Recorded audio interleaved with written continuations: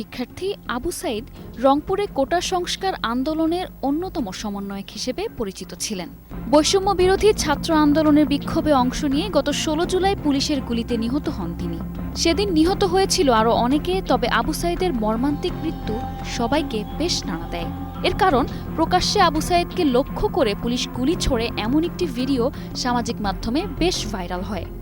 ভিডিওতে দেখা যায় পুলিশের তাক করা অস্ত্রের বিপরীতে আবু সাইদ দুই হাত মেলে বুক পেতে দাঁড়িয়ে রয়েছেন। নিহত আবু সাইদের হাতে ছিল না কোনো অস্ত্র, তারপরও নির্মমভাবে তাকে পুলিশ গুলি করে।